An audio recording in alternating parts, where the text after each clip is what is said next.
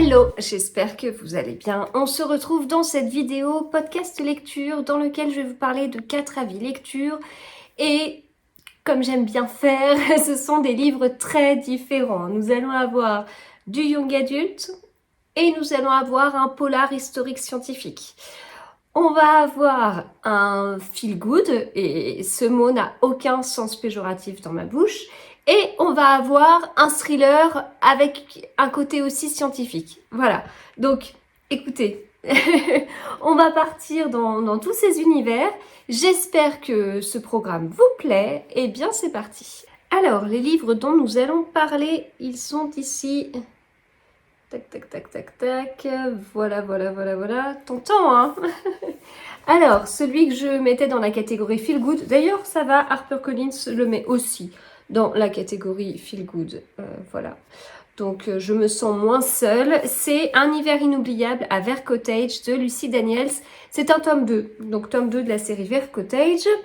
Nous avons un thriller avec un côté scientifique, c'est Pandemia de Franck Tillier chez Pocket. Je continue donc la fameuse série de Charcot et Anne Bell et j'en suis bien contente.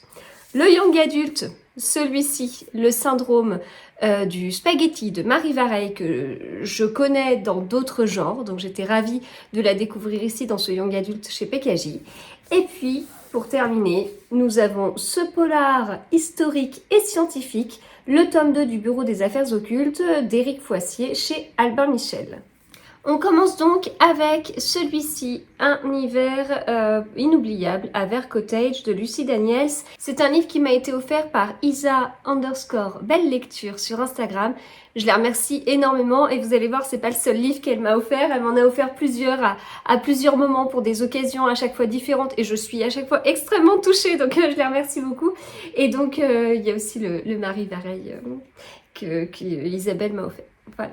Donc, Un hiver inoubliable à Vert Cottage, tome 2. Le premier tome, est-ce que je vais réussir à vous en parler, à me rappeler du nom? C'était Un été pour tout changer à Vert Cottage. C'est pratique d'avoir quand même une partie des bibliothèques derrière. Et je vous en avais parlé de ce tome 1 et j'étais un peu mitigée. J'avais bien aimé et en même temps, je suis pas... j'ai pas un amour incroyable pour les animaux. Ça veut pas dire que je déteste les animaux, absolument pas. C'est pas du tout le cas. J'ai eu des chiens petites, et s'il y avait que ça, mais non, on a eu, mon frère et ma sœur ont eu des hamsters, on a eu des cochons d'Inde, des lapins nains, bref, voilà, on a eu plein d'animaux et tout ça, mais là, personnellement, j'ai pas fait le choix d'avoir des animaux, ça ne me dérange pas de pas en avoir, ça me dérange pas si je croise un chien, j'ai pas eu une peur bleue, j'ai pas eu une attirance incroyable non plus, voilà, donc j'ai l'impression d'être très froide quand je vous explique ça, mais voilà, c'est bizarre, j'ai l'impression que tout le monde a des chats, et si c'est pas des chats, c'est des chiens, et sinon c'est les deux. Bah moi pas, donc voilà, je me sens un peu bizarre par rapport à ça. Et donc, comme j'ai pas cet amour incroyable pour les animaux et qu'on est dans un refuge pour animaux, bon, le tome 1, j'étais peut-être passée à côté du côté où hyper attachant pour la plupart des gens et moins pour moi parce que j'ai pas cet attachement incroyable, voilà. Mais ce tome 2, je l'ai vraiment préféré, j'ai beaucoup plus accroché en fait. J'étais contente de retrouver les différents personnages, notamment Mandy Hope, et puis à suivre eh bien l'intrigue en fait, enfin le sujet du livre. Elle a réussi à bien s'installer dans son petit village, elle a bien son refuge et tout. Et puis bon bah elle travaille beaucoup, enfin elle aide aussi ses parents, donc il y a aussi des choses avec ses parents, il y avait aussi des choses avec ses proches, enfin voilà, l'histoire continue. Je pense qu'il peut se lire comme ça, mais c'est quand même bien de lire le tome précédent avant, ça permet de bien introduire les personnages aussi. C'est peut-être parce que le premier tome était très introductif aussi, que j'ai moins accroché, enfin très introductif, il y a quand même une intrigue aussi, mais bon, je ne sais pas. En tout cas là, Un hiver inoubliable, eh bien ça se passe en hiver, à la période de Noël, donc totalement hors saison. Mais c'est pas grave, c'est pas grave du tout. Voilà, donc j'étais vraiment bien dans ce livre, je me suis vraiment bien accrochée au personnage et principalement Mandy Hope. J'ai trouvé ça très cosy, mais alors j'ai trouvé qu'il y avait des personnages sacrément méchants. Alors s'il n'y avait pas eu ces personnages méchants, on aurait peut-être été dans un univers peut-être trop cosy, tout rose, tout va bien et tout. Mais alors là, on s'est retrouvé avec vraiment ah ouais, des personnages qui allaient loin. Après, c'est aussi la vraie vie. Hein. Je veux dire, quand on a tous en tête des exemples de choses qu'on ne ferait jamais et que des gens s'autorisent à faire et qui sont d'une méchanceté. Voilà. Donc, alors après, les raisons peuvent être diverses, mais quand la jalousie est moteur de tout ça, on peut se retrouver avec des sacrés changements de personnalité et tout. Bon, voilà, effectivement, les gens méchants, ça existe dans la vraie vie. Ben, ça existe aussi dans ce tome 2. Voilà. Donc voilà, c'était le tome 2, Un hiver inoubliable à Ver Cottage de Lucy Daniels. Je vais continuer la série avec grand plaisir. Alors, pas d'affilée, mais un tome de temps en temps, ce sera très chouette. Et je remercie encore une fois Isabelle. On va continuer avec Pandemia. J'avais fait une petite pause Franck Tillier. Alors le hasard a fait qu'au moment où j'ai fait une vidéo un peu de mi-parcours dans la série Charcot and Bell et tout, et parce que voilà, j'étais vraiment à fond dedans et j'avais très envie de vous partager ça. Je voulais partager en vidéo, puis ensuite j'ai fait une pause dans la série. Il y avait pas mal de sorties qui me tentaient. Les événements littéraires ont repris, et donc les événements littéraires se passent les soirs. Je lis principalement le soir, hein, une fois que les enfants sont couchés et tout, donc j'ai eu du mal à recaser un tome, et puis les tomes c'est des pavés à chaque fois, hein, donc là on était sur un beau bébé de 650 pages, bon, faut le caser, voilà. Et donc j'ai attendu le bon moment, et écoutez, le bon moment était il n'y a pas très longtemps.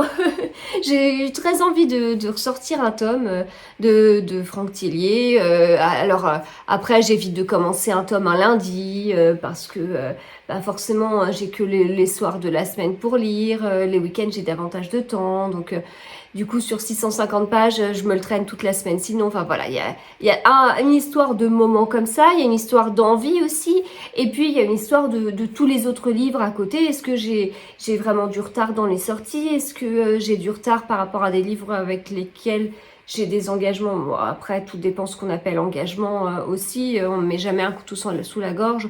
On me donne jamais une deadline très précise. Mais bon, j'aime pas cumuler trop de retard dans les services presse non plus. Enfin, voilà. Bon, bref, une fois que tout ça a été bien aligné, j'ai sorti mon petit Pandemia. Et au bout de quelques pages, je me suis dit, mais pourquoi j'ai arrêté la série aussi longtemps? Sachant que dans ma bouche, aussi longtemps, ça veut dire genre 4 semaines. Je vais vérifier ça. Non, j'exagère peut-être. Non, un peu plus de 4 semaines quand même. Juin, mai... Oh bah si, ça fait... Allez, peut-être 5 semaines. J'ai peut-être fait une pause de 5 semaines dans la série Charcot et Bell. Mais j'ai vraiment repris avec plaisir et avec ce côté... je l'ai lu parce que j'en avais envie, parce que j'avais envie de continuer la série. J'ai commencé le livre en me disant, mais je pensais pas que ça me manquait autant. Je me souvenais pas à quel point j'appréciais les personnages et à quel point l'écriture de Franck Tillier, mais j'adore. Enfin voilà, c'était comme une redécouverte, mais une redécouverte incroyable après seulement 5 semaines. Mais bon, 5 semaines de lecture, ça peut être... ça peut être assez riche, assez complet, donc voilà. Donc quel plaisir, voilà, quel plaisir de retrouver Franck Tillier, quel plaisir de retrouver son écriture, de retrouver les personnages.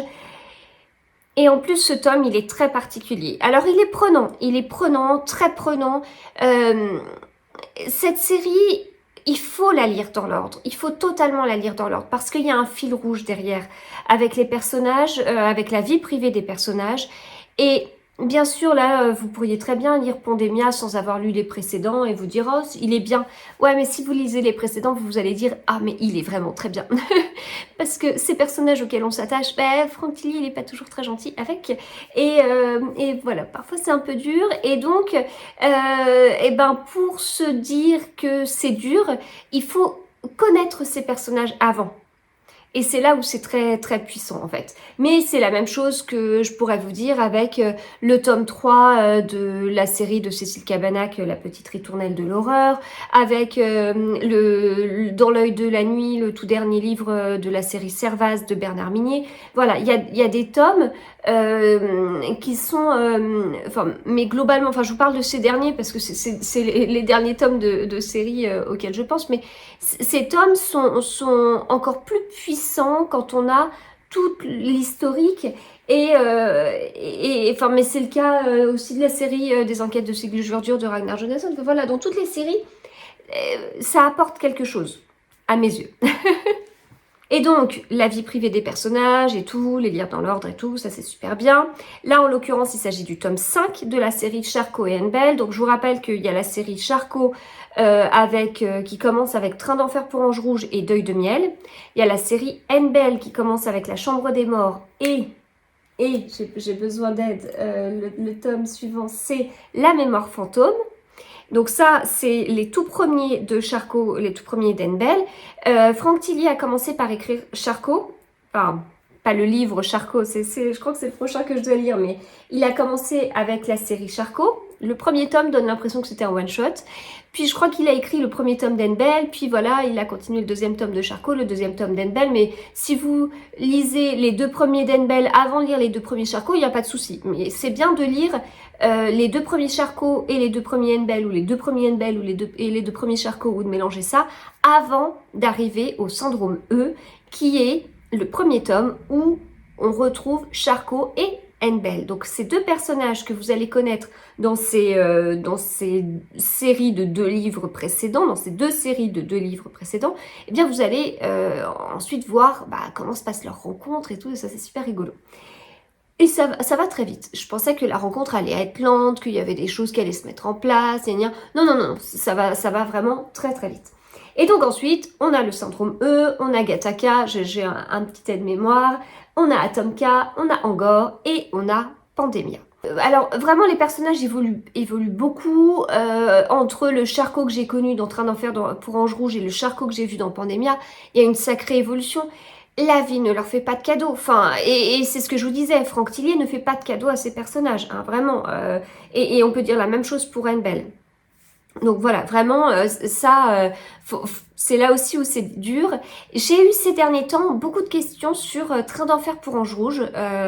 Vous avez été plusieurs à lire ce tome, en fait, par envie de découvrir Franck Tilly, et je trouve ça juste génial. Ce qui est très drôle, c'est qu'il y a 1 an, j'aurais jamais pu vous dire ça. Il y a 1 an, j'aurais jamais pu vous faire comme ça le point sur la série et compagnie, j'en savais rien du tout.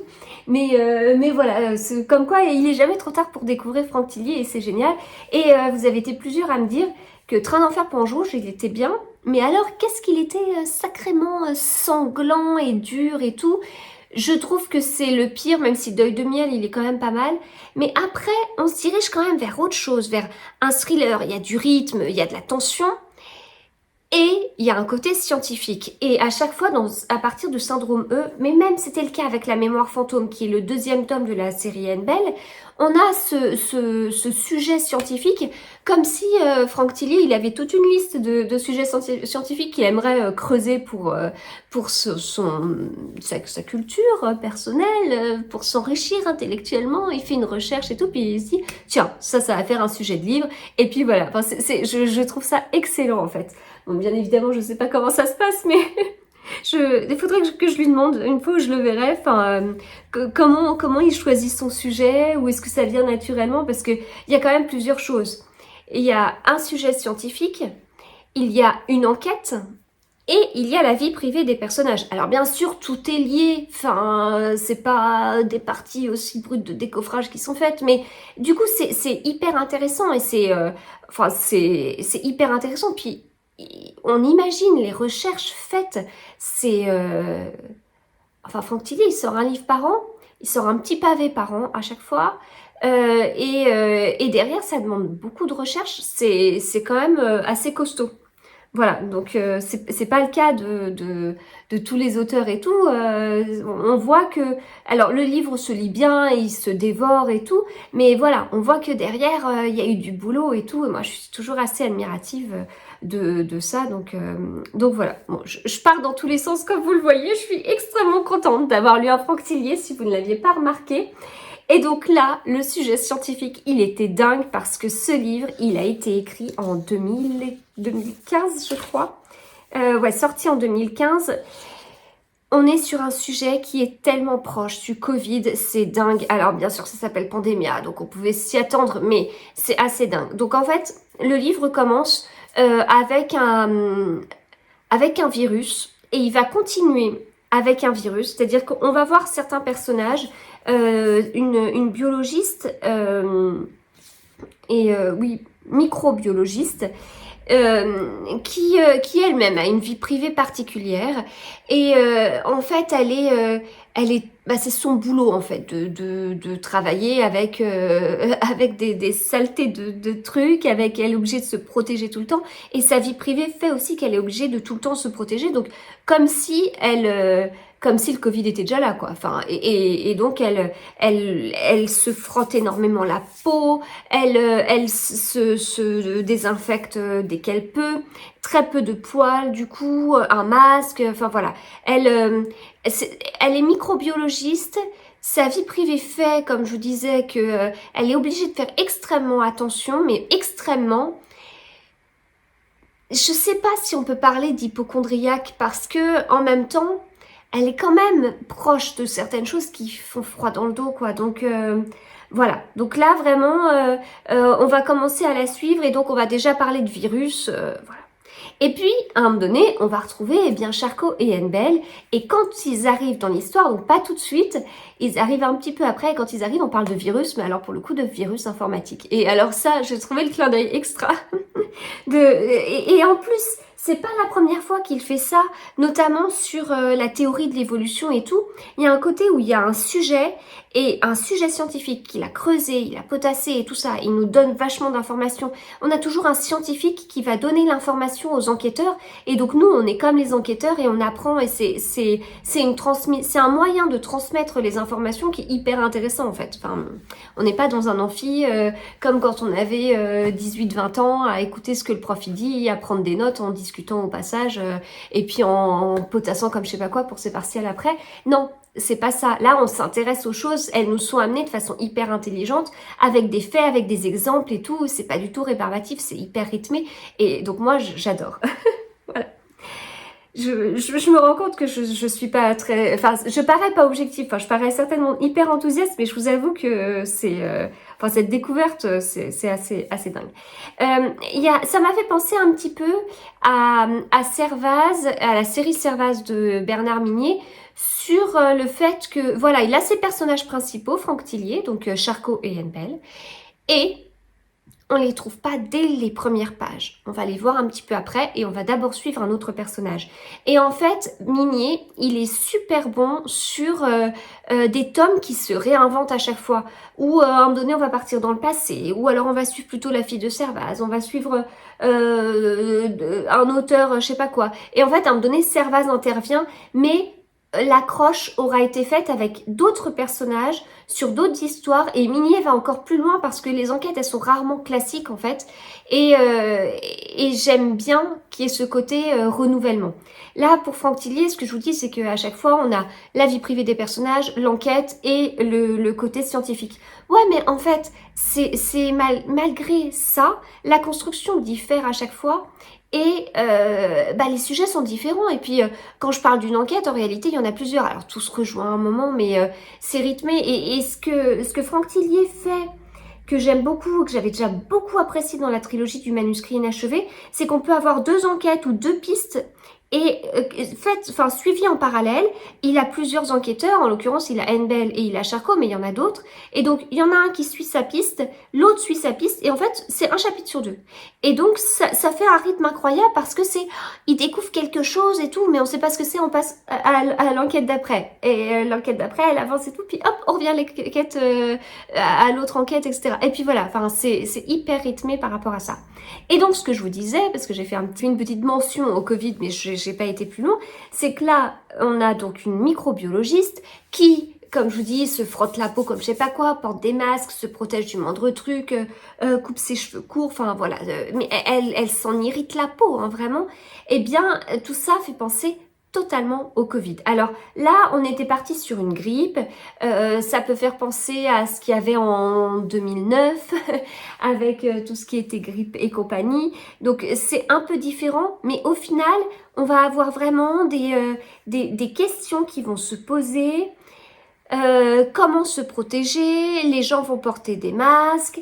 Il y avait même un passage en disant, oui, alors si on ferme les écoles, on est embêté parce que comment le personnel soignant peut continuer à exercer, et on a absolument besoin du personnel soignant dans ces moments-là, comment ils peuvent continuer à exercer alors que certains ont des enfants et donc s'ils peuvent pas les déposer à l'école, enfin, voilà, ce style de questions où on se dit oui bah c'est bon quoi, enfin, on sait, on a déjà évoqué tout ça lors du Covid. Ouais, mais lors du Covid en 2020. Et le livre, il est sorti en 2015.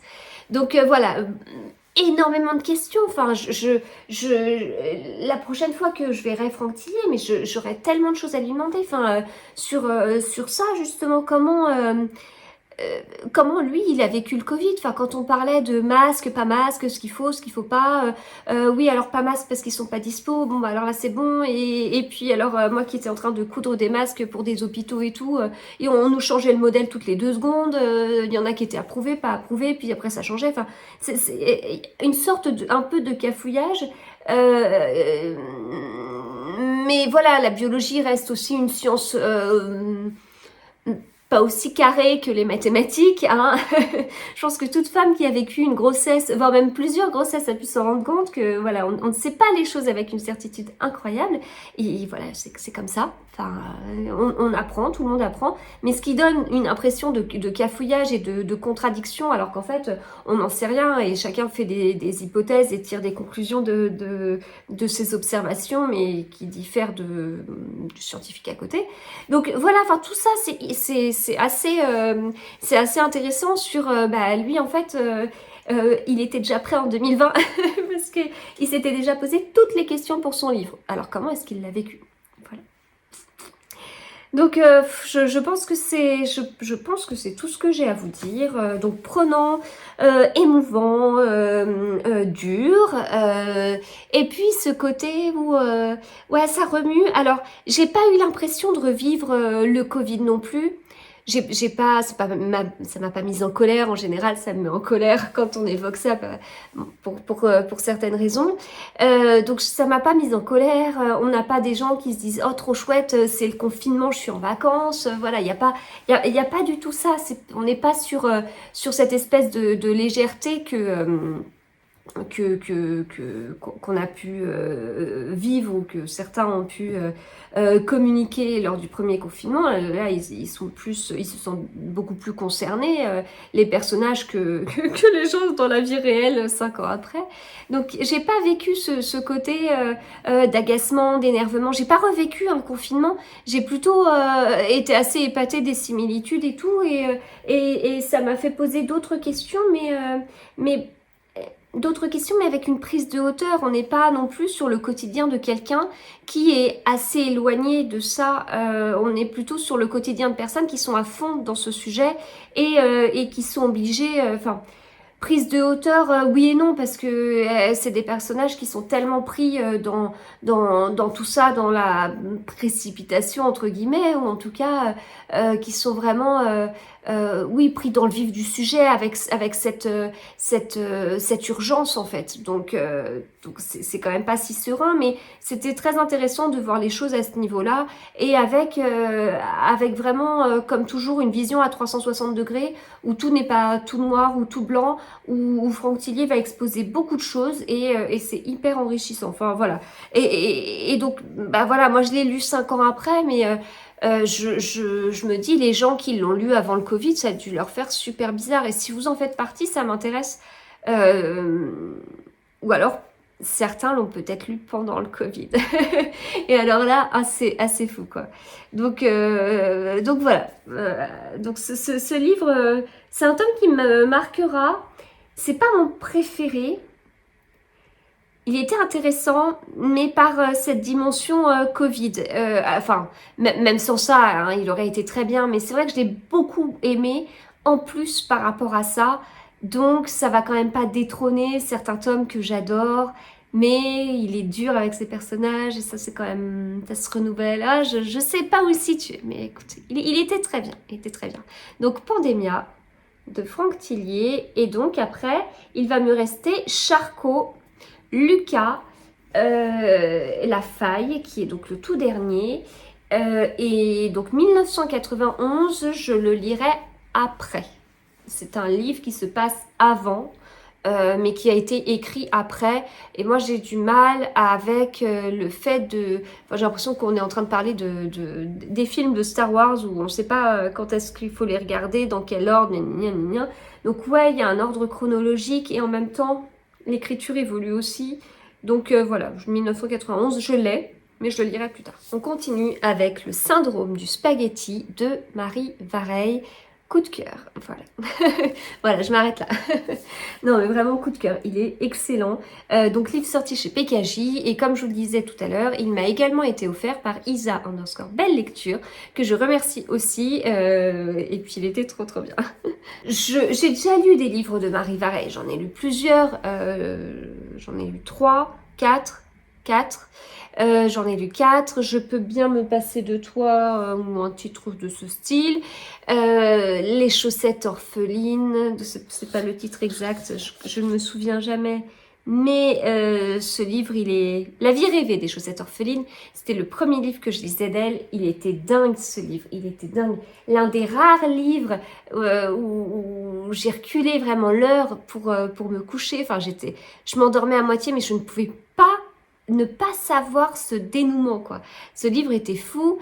J'ai lu Ainsi gèlent les bulles de savon. J'ai eu la chance de lire Désenchantée lorsque j'étais lectrice Charleston. Et voilà, à chaque fois, c'était des livres extrêmement bien. Mais c'était des livres pour adultes. Là, on est sur du young adult. Et alors, le young adult, vous en voyez pas beaucoup sur ma chaîne, hein. C'est vraiment pas ce que je lis. Je suis d'une génération où ça n'existait pas. ou alors, on va se dire peut-être qu'un petit peu, ça existait un petit peu. Mais moi, quand j'ai commencé à travailler, c'est là où il y a eu la série Twilight. Que j'ai lu avec grand plaisir. J'ai adoré lire ces tomes, mais j'étais déjà, je vais pas dire vieille, mais bon, j'ai pas lu ça en étant jeune adulte, quoi. Enfin, donc voilà, quand j'étais au lycée, je lisais du Didier Van Collaert. Quand j'étais étudiante, c'est là où j'ai découvert Ken Follett, Bernard Werber. Enfin, bon, je suis pas d'une génération où le young adult se faisait énormément. Harry Potter, je suis à la génération de mon petit frère, c'était un peu moins moi, même si ma mère les lisait en même temps que lui, mais bon, et puis j'ai jamais trop accroché. Et est-ce que Harry Potter c'est du young adulte? On commence vers de l'adolescence et puis ça accompagne petit à petit à chaque fois à chaque rentrée scolaire à Poudlard, mais bon, du coup, c'est pas mon truc. Je pense que les générations de maintenant, elles ont la chance d'avoir tellement de livres qui les accompagnent comme ça sur chaque tranche d'âge.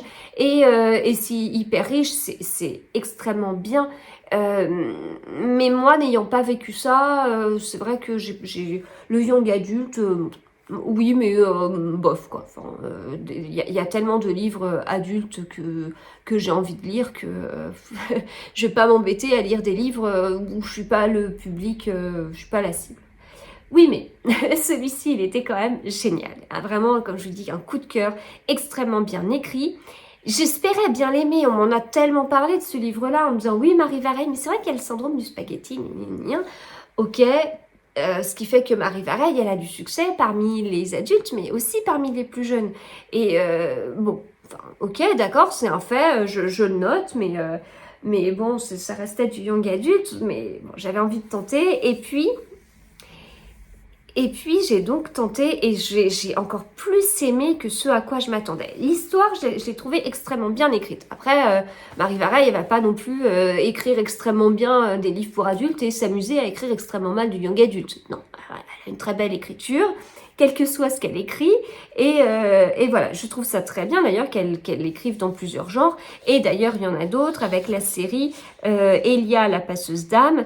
Et il y a a priori 3 tomes, enfin en tout cas là c'est ce qui est indiqué, donc bon voilà, c'est hyper intéressant. Enfin, les livres comme Désenchanté, c'est un mélange de genres pour moi. C'est pas un policier thriller, mais franchement, il a quand même pas mal de choses du roman suspense.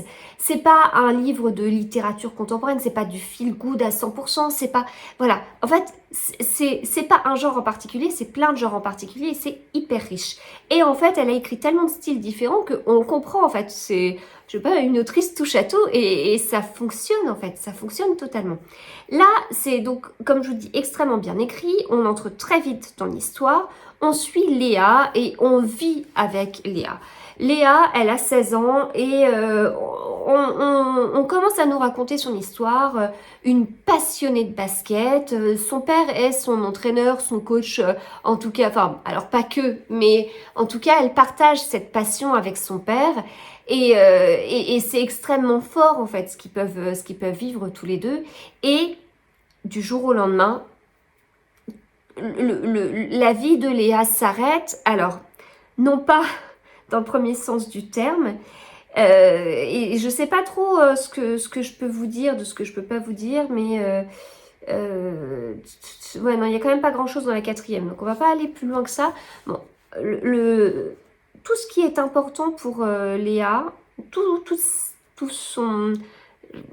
Je sais pas comment dire, elle s'est posée sur des bases solides, elle a pu s'épanouir comme ça et tout, bah les bases elles s'effondrent. Et elle doit se lever à nouveau le matin, continuer à vivre dans ces conditions, etc. etc. Et tout s'écroule, mais alors on pourrait penser qu'à un moment donné elle touche le fond, mais en fait ça peut aller encore plus bas.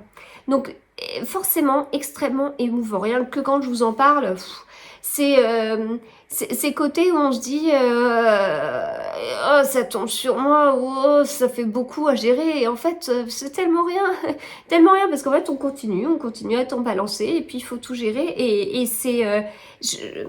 en fait on est obligé à la lecture de ce livre de se dire comment est-ce que je ferais, parce que cette situation elle est extrêmement compliquée, et tout en étant plausible, hein. Enfin ça je l'ai pas du tout remis en question, mais comment on fait pour se relever de ça, et se relever de ça, mais ça au pluriel en fait, comment on fait, et comment on fait nous à notre âge, et comment on aurait pu faire à 16 ans. C'est terrible, terrible, terrible. Et puis bah voilà, elle a 16 ans justement, Léa, elle a besoin de bouger, de rencontrer des gens. De la même façon, elle avait un cercle assez proche, comme tout s'effondre, tout s'effondre, et elle va pas vouloir forcément conserver ce cercle proche. Elle va avoir envie de sortir de ça, et de garder aussi des choses pour elle, et de se confier à des gens qu'elle connaît pas, et d'aller voir ailleurs, mais dans le sens dans un autre quartier aussi, qui était pas forcément le quartier où elle vit, et c'est pas forcément un quartier où sa maman a envie qu'elle aille. Voilà, donc il y a, je vais pas dire une crise d'adolescence, parce que je trouve que ce serait hyper péjoratif. Par rapport à ce que Léa vit, ça peut être juste une réaction en fait. Enfin voilà, bon, c'est peut-être un peu décousu ce que je vous dis, mais vraiment ce livre il m'a bouleversée, je m'en rappellerai vraiment longtemps. Rien que là de vous en parler, enfin il y a tout qui revient et en même temps il se dévore en fait. On a vraiment envie de connaître la fin, même si on n'est pas dans pour le coup on n'est pas dans un roman à suspense non plus, mais on veut savoir comment ça va continuer, comment Léa va pouvoir se relever et est-ce qu'elle va pouvoir se relever. Et après, une fois qu'on a lu tout le livre et tout, qu'on voit comment ça va pour Léa, qu'on est passé par plein d'émotions et tout, et ben une fois qu'on a vécu tout ça, on lit les remerciements. Et là, il y a encore un coup, je vous déconseille de lire les remerciements avant. C'est pas possible, vous allez vous spoiler des choses et j'ai appris beaucoup euh, comme quoi il peut y avoir des choses importantes dans la vie de certains auteurs et on peut ne pas être au courant. Et donc ces remerciements, de la même façon, ils sont vraiment extrêmement émouvants et j'ai appris énormément de choses. Je savais pas du tout, voilà. Et très bon, très bon. Si vous êtes comme moi avec ce côté, ouais, le young adulte, c'est pas pour moi.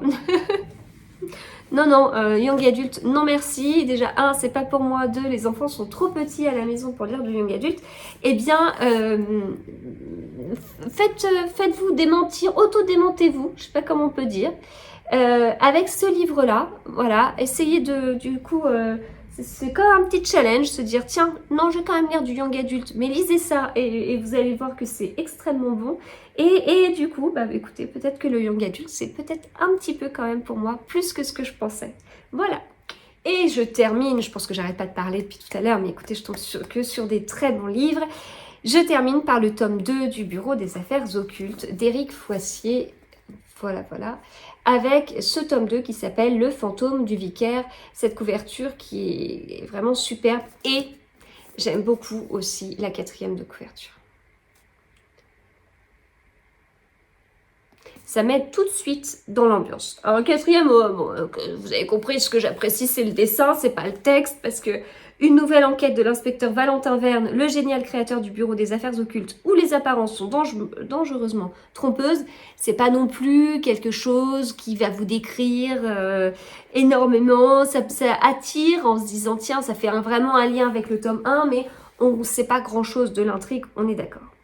Ce livre, il est sorti il y a un petit moment. Alors, en l'occurrence, je l'ai reçu le 29 avril 2022. Donc, du coup, écoutez, ça signifie que je notais déjà à ce moment-là quand est-ce que je recevais les livres. Je vous l'ai déjà dit, c'est quelque chose que je faisais quand j'étais au lycée, de noter où est-ce que j'avais acheté les livres et la date.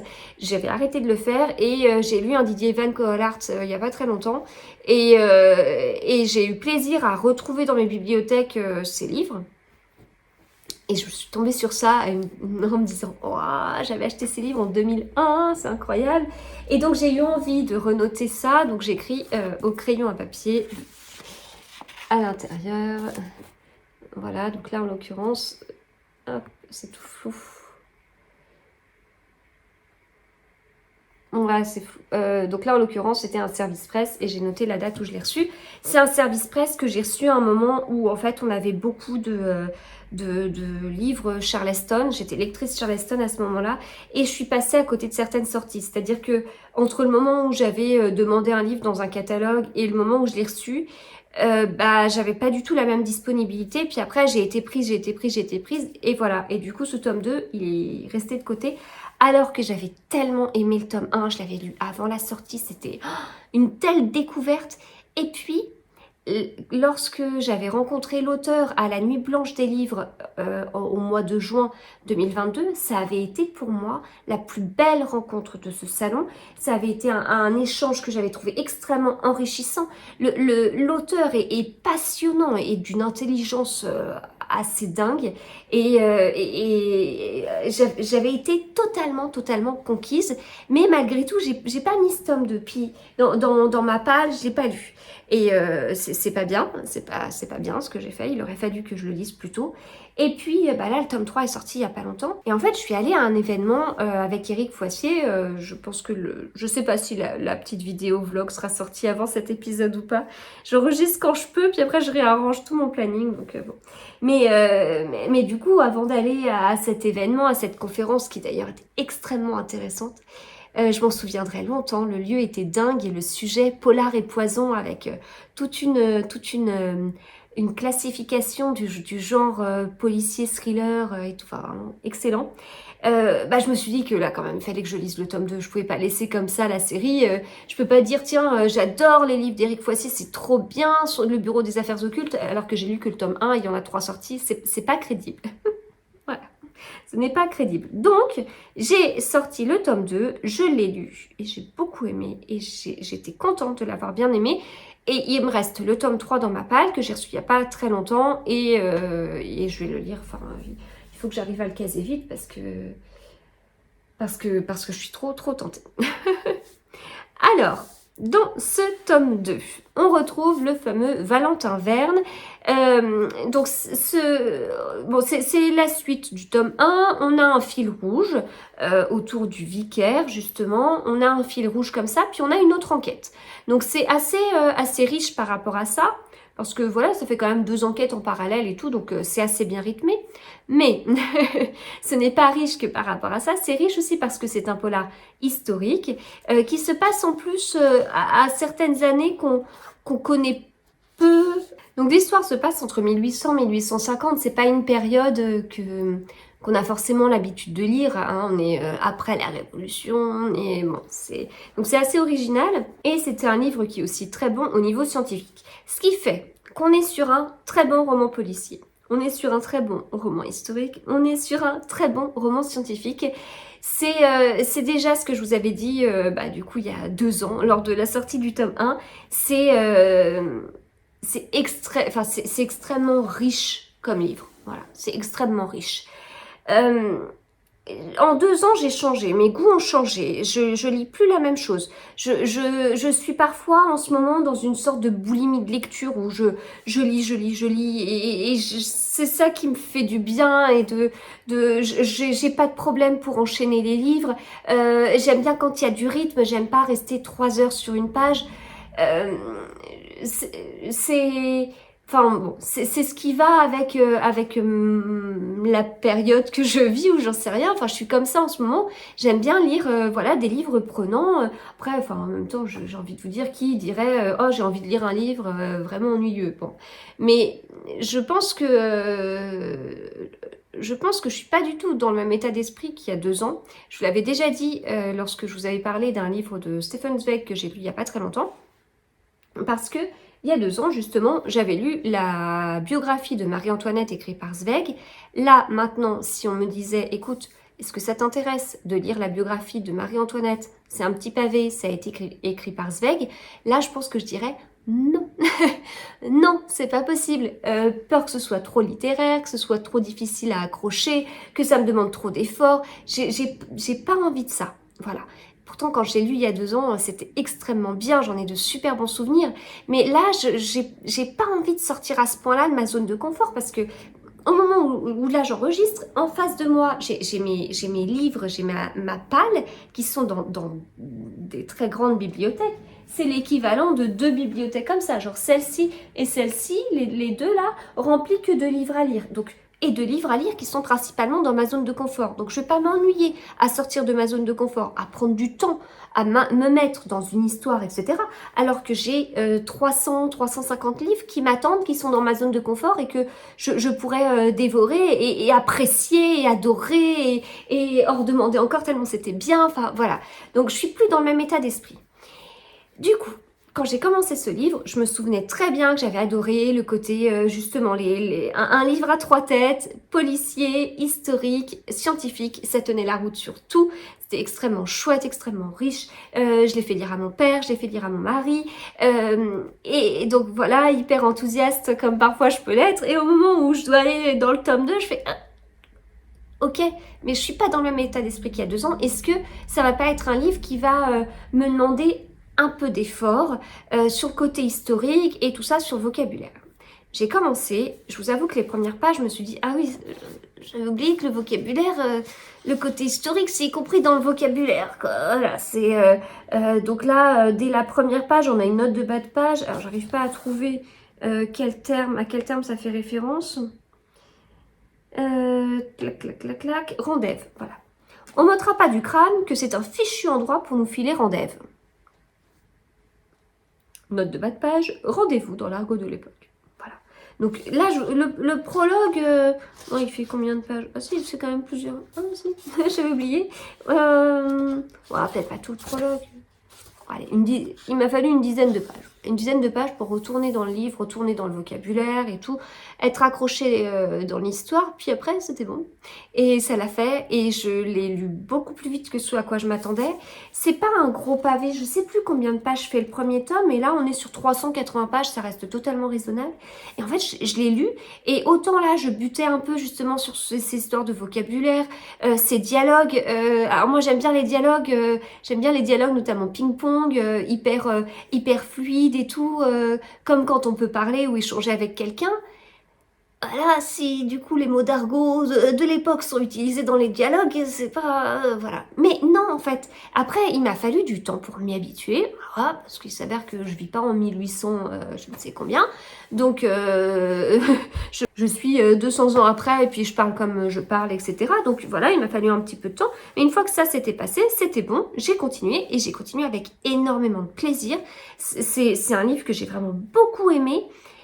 Peut-être pas autant que le tome 1 qui était une découverte parce que du coup dans le tome 1 j'avais pas d'attente et donc quand j'ai terminé je me suis dit waouh mais c'était dingue, je m'attendais tellement pas à ça. Il y avait eu énormément de communication de la part d'Albin Michel. Je me souviens quand j'avais reçu le livre, j'avais reçu un grand dépliant et tout, enfin vraiment une sacrée com et tout, c'était très bien et tout, mais bon des fois on ne sait pas, des fois il y a beaucoup de com parce que le livre va pas marcher, des fois il y a beaucoup de com parce qu'au contraire il va bien marcher, je savais pas trop. J'y étais allée et tout, je l'avais lu puis j'avais adoré, ça avait été une sacrée surprise. Bon là du coup j'avais des attentes, donc la surprise elle est passée, et même si je me souviens pas qu'il était très bon sur ces trois sujets là, donc policier, historique et scientifique, et une fois que j'ai terminé, je me suis souvenue après que c'est exactement ce que je vous avais dit. Là, j'ai rédigé mon avis pour Instagram. Je pense que mon avis de l'époque, il y a 2 ans, avec le premier tome, il était sensiblement identique, quoi. Enfin, je crois que j'avais déjà dû faire ce découpage-là. Et voilà, ça tient la route surtout. Éric Foissier est quelqu'un de passionnant. C'est quelqu'un de passionné et il sait transmettre totalement sa passion. C'est hyper intéressant. Et en fait, j'insiste sur le côté scientifique parce que en fait, Éric Foissier, il a plusieurs casquettes. Je ne sais pas s'il y a un petit bout de sa biographie dans le livre, mais il est extrêmement intéressant, il est extrêmement cultivé sur plusieurs sujets. Et quand je parle d'un côté scientifique, son domaine, dans les sciences, c'est pas les mathématiques. Et j'insiste sur ça parce que quand on n'aime pas tout ce qui est physique, chimie, la biologie, les maths, on a tendance à dire ouais j'aime pas les sciences, ou alors si on n'aime pas l'un de ceux-là, on met tout dans le même panier. Et à force de tout mettre dans le même panier, quand on parle justement d'un livre scientifique, surtout dans un polar, c'est très facile de dire ah mais c'est très scientifique parce qu'on a sorti la carte de la chimie, ou alors c'est très scientifique parce que c'est de la biologie. Franck Tillier, que j'adore énormément, qui a déjà mis dans l'un de ses livres, dans l'une de ses conclusions, qu'il était passionné par les chiffres. Quand il parle de sujets scientifiques, quand je vous dis qu'à chaque fois c'est un sujet scientifique, c'est pas un sujet mathématique, c'est une autre branche, c'est une autre discipline des sciences que les mathématiques.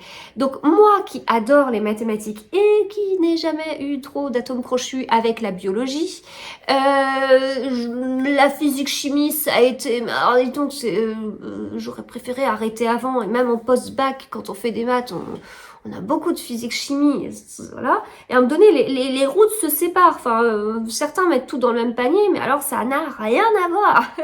Et on a toujours, quand on est matheux et qu'on a certains profs de physique-chimie, on leur reproche beaucoup de choses, en fait. On trouve qu'il manque beaucoup de rigueur. Et quand on est plutôt étudiant en physique-chimie et qu'on a des profs de maths, on leur reproche d'autres choses. Et on avait des cours communs, en fait, étudiants en physique et étudiants en maths. Et bon, voilà, on voyait les cours totalement différemment. Les les profs totalement différemment et c'était très rigolo. Mais voilà, donc au bout d'un moment, c'est bien de mettre toute la science dans un même paquet, ok, très bien, mais il faut pas oublier les maths, hein. Voilà. Je pense qu'il faudrait que je mette un bandeau comme ça. N'oubliez pas les maths. Et là, Éric Foissier n'oublie pas les maths, alors que c'est pas sa discipline de prédilection, mais on sent que c'est un amoureux des sciences. Et quand il parle de sciences, il parle de beaucoup de branches des sciences et les maths en font partie. Et merci. Voilà, merci, merci, merci, parce que ce serait très facile, encore une fois, d'oublier ça. Ce serait très facile, surtout quand on est passionné par autre chose, surtout dans un roman policier thriller. C'est pas facile d'ajouter un domaine des mathématiques. Pour beaucoup, c'est quelque chose de très plat. C'est de la théorie et on se base sur cette théorie pour faire construire des ponts ou je ne sais quoi, comme nous disaient certains profs de physique. Donc voilà, ça reste de la théorie plate. Bah ouais, mais cette théorie plate, elle est quand même assez intéressante et je peux vous dire qu'il y a quand même des cas concrets, sinon j'aurais pas de job actuellement. Et donc j'apprécie vraiment ça dans les livres d'Éric Foissier. C'était peut-être un petit peu plus marqué dans le tome 1, mais là dans le tome 2, j'ai quand même été ravie de certains passages. Voilà, je vais m'arrêter là. Promis, je vais arrêter de parler. Donc, Le fantôme du vicaire, ce tome 2, trop bien. Et puis, lors de cette fameuse conférence d'Éric Foissier organisée par Albin Michel et par Livre de Poche, il a un petit peu parlé du tome 3 parce qu'en fait, c'était une conférence, mais c'était aussi un peu le lancement du tome 3. Et donc, j'ai très envie de le lire par rapport à ce qu'il a pu nous en dire. Voilà, je m'arrête là. J'espère que cette vidéo vous a plu. N'hésitez pas à me dire ce que vous en avez pensé. Et puis, écoutez, on se retrouve très vite pour d'autres vidéos. À bientôt.